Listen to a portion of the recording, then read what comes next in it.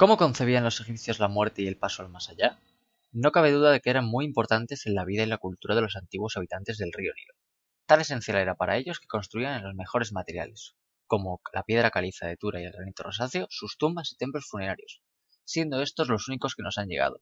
Sus ritos y costumbres funerarias se volvieron famosos alrededor del mundo antiguo, e incluso hoy en día la mayoría de la gente sabe algo sobre qué pensaban los egipcios, sobre la muerte y el más allá.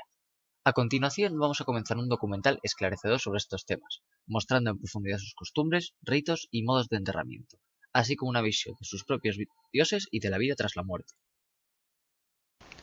Cuando en el siglo XV los primeros europeos visitaron las orillas del Nilo, entre otras muchas cosas, descubrieron las momias. Pero ¿cuándo se despertó este interés por las momias egipcias? El interés por estas, que al principio fueron simples objetos curiosos, surgió durante el siglo XIX, ya que fue adquiriendo un cariz cada vez más científico. Durante este siglo se extendió la costumbre de organizar sesiones donde se hacía una descripción de la momia, como si se quisiera dar a la operación cierto carácter científico. La razón por la cual los egipcios momificaban a sus difuntos fue que creían en la supervivencia del alma, por lo que era necesario que éstas tuvieran un lugar al que poder retornar. La momificación es una serie de complejas operaciones que alcanzó la perfección durante la dinastía XXI, hacia el año 1000 a.C. ¿Pero cuándo se llevaron a cabo los primeros pasos de momificación? Fue durante la tercera dinastía, sobre el año 2500 a.C., de modo que el dominio de esta técnica fue el resultado de muchos ensayos, logrando finalmente que el cuerpo conservara esa apariencia de vida. No tuvieron que pensar mucho en todo este proceso de momificación, ya que en el desierto la momificación era natural, es decir, durante los primeros años de la civilización egipcia, los cuerpos eran enterrados en el desierto, y la sequedad de este hacía que los cuerpos se conservaran de la mejor forma posible. Ellos se darían cuenta de esto, por lo que llevaron a cabo un proceso más complejo y sobre todo acompañado de otro proceso ritual.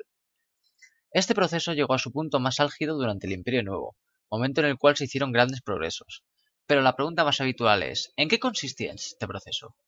Consistía en un tratamiento que duraba 70 días, realizado en el margen occidental del Nilo y llevado a cabo en talleres ventilados en la orilla porque se necesitaba el agua para lavar los cuerpos. A continuación se pasaba a salas reservadas, llamadas casas de la pureza, donde se llevaban a cabo los trabajos supervisados por los sacerdotes y el dios de la muerte Anubis.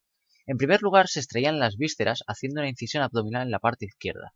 Por aquí se sacaban el hígado, el estómago, los intestinos y los pulmones. El corazón se dejaba en su sitio porque creían que no se podía separar del cuerpo, ya que creían que era el centro de los sentimientos, de la conciencia y de la vida. Las demás vísceras, como los riñones o el bazo, no solían recibir un tratamiento especial. La ablación del cerebro fue una mejora del Imperio Nuevo, y consistía en sacarlo por las fosas nasales con un gancho de hierro. Después se inyectaba resina líquida en la cavidad craneal, producto que se solidificaba más tarde. El cuerpo se cosía y se cubría con natrón sólido, haciendo así que se deshidratara. A continuación se ungía con bálsamos que le daban flexibilidad y buen olor, y por último se le colocaba en un lecho funerario con forma de león, momento en el cual ya se podía vestir al difunto. Las creencias sobre el más allá variaron profundamente a lo largo de la historia, y en general cabe destacar que en el antiguo Egipto no tenía las mismas nociones sobre la inmortalidad espiritual que, por ejemplo, un cristiano. La vida de ultratumbas era una transposición de la vida en la tierra, es decir, todo lo que habías hecho y sido en vida también lo serías en el más allá. Se concibe que los dioses tenían los mismos componentes que los seres humanos, sobre todo que los faraones. Entre ellos se pueden destacar dos, el Ka, que era la energía vital, y el Ba, que era el alma. El Ka del faraón era algo necesario, por eso se creaba una escultura del faraón donde residía el Ka. Además, en los enterramientos se dejaban vías de ventilación por donde este Ka podía salir. Todos estos ritos funerarios comenzaban con el funeral, el cual era un acontecimiento para el que se preparaba toda la vida. Con antelación, construían y decoraban sus tumbas y encargaban el sarcófago en modelos lujosos de objetos de la vida cotidiana que deseaban llevar al más allá. El cortejo fúnebre, junto a la momia, que ya se encontraba en el sarcófago, se dirige a la necrópolis. Allí, el sarcófago, dispuesto sobre un trineo, es arrastrado por bueyes hacia el desierto, seguido por la familia, los amigos, los sacerdotes y las plañideras. Llevan carne, aves y verduras para el sacrificio funerario. Una vez en la tumba, se saca la momia del sarcófago, y un sacerdote tocado con la máscara de Anubis sostiene a la momia en pie.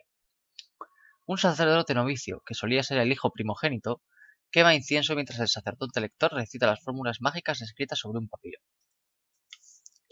Los sacerdotes proceden al ritual mágico de la apertura de la boca, destinado a devolver al difunto el uso de la palabra, la vista, el oído y el olfato.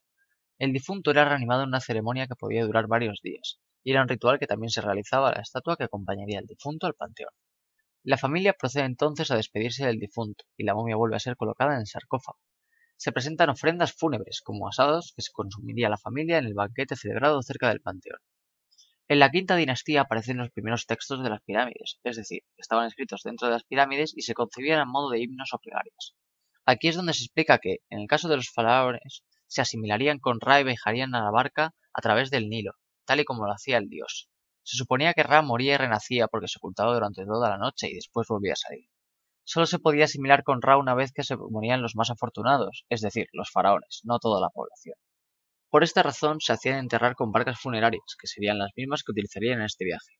Dentro de esta idea, los faraones también se hacían enterrar con toda una serie de objetos que solían ser utilizados por ellos mismos en la vida diaria, con la finalidad de poder llevárselos al más allá, al igual que su corte.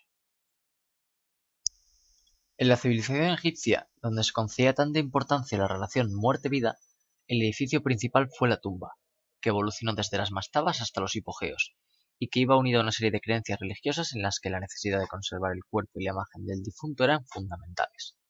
Las tumbas del predinástico eran muy simples, excavadas en el suelo con decoración en fresco para los reyes, pero en las dos primeras dinastías, durante la época tinita, se ve que se amplía la monumentalidad, sobre todo con los recintos amurallados que parecen representar los palacios. Se ha conservado mucho mejor todo el ámbito funerario que el ámbito palaciego, ya que este último solo se conoce por la decoración en las tumbas, debido a que no conservamos ningún palacio.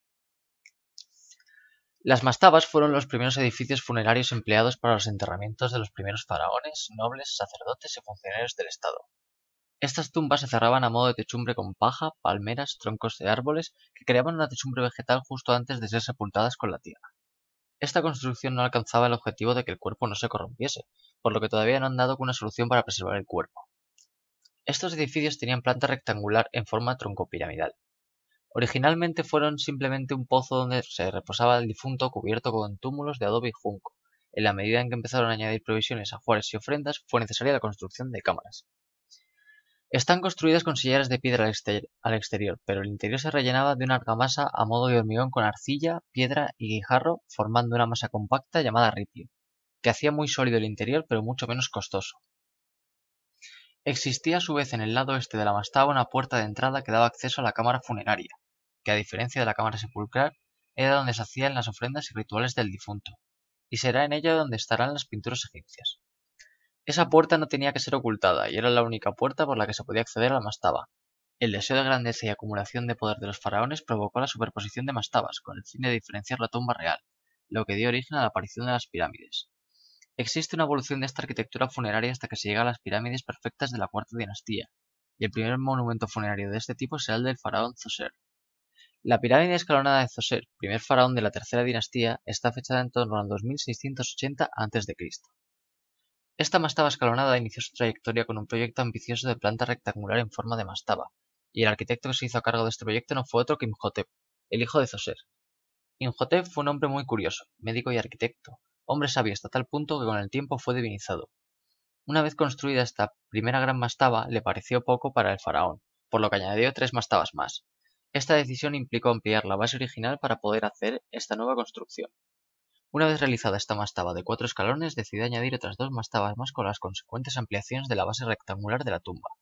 El resultado es lo que tiene apariencia de pirámide, pero no hay intención en Imhotep todavía de crear una pirámide, son mastabas escalonadas. La pirámide de Snefru, primer faraón de la cuarta dinastía, está fechada en torno al 2615 a.C. Snefru construirá hasta 3 pirámides a lo largo de su vida, y se considera que esta, la llamada pirámide de Meidum, es la primera de ellas. Esta pirámide fue construida desde un principio con la intención de realizar este tipo de estructura, y para llegar al objetivo se construyeron 6 escalones, y una vez terminados se decidió añadir 2 escalones más. Esto exigió la ampliación de la base por varios lados, lo cual trajo como consecuencia una mayor inestabilidad de la pirámide, por lo que desde el principio mostró agrietamientos y derrumbamientos, que harán que muy pronto ésta se desmorone. En la actualidad se conserva el tercer y cuarto escalón de la pirámide, todo lo demás se ha desmoronado. Muy pronto esta pirámide resultó fallida, y quizá esta fuera la razón por la que Snefru decidiera realizar otras 2 pirámides, las llamadas pirámide acodada y pirámide roja. Estas 3 pirámides son el preludio al momento de esplendor que serán las 3 pirámides de la cuarta dinastía, de los faraones Keops, Kefren y Mykerinos. A continuación se llegó al esplendor de las pirámides con la explanada de Giza. Es una explanada rocosa, haciéndola así un lugar idóneo para construir sobre roca.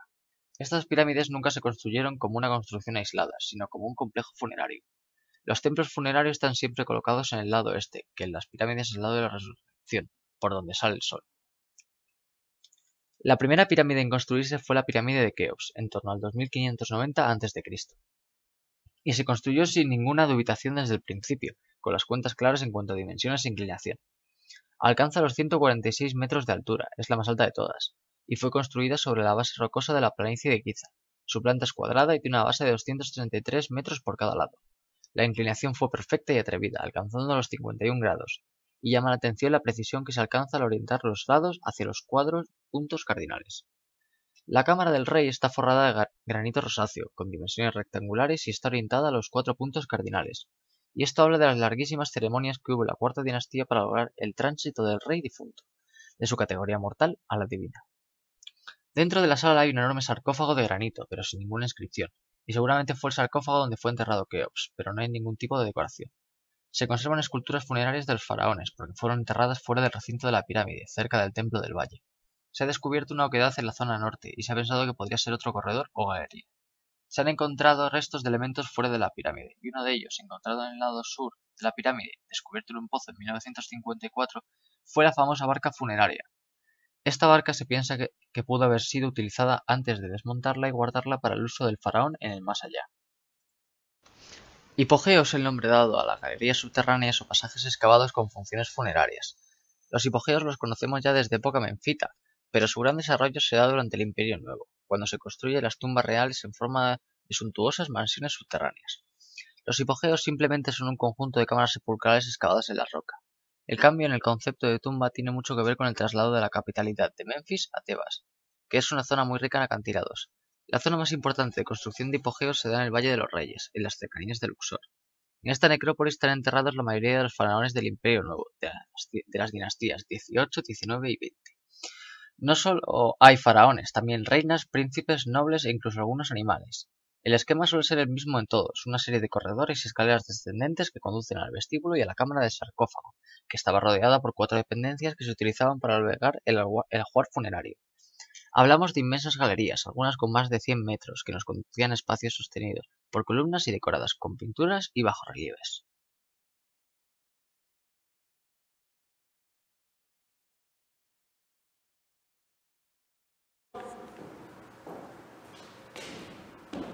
Soy Anubis, Dios que guía las almas por el inframundo, y vengo a por ti, faraón Hatshepsut. Oh Dios Anubis, te acompañaré en el más allá.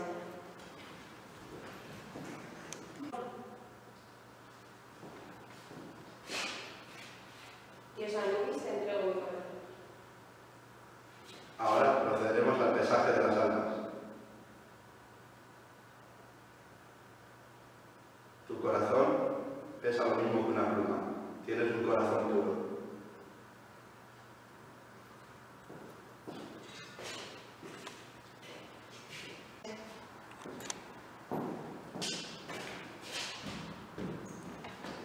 Aquí te presento a Hatshepsut, faraona de Egipto. Yo soy Horus, Dios del cielo. Te voy a llevar hacia mi padre.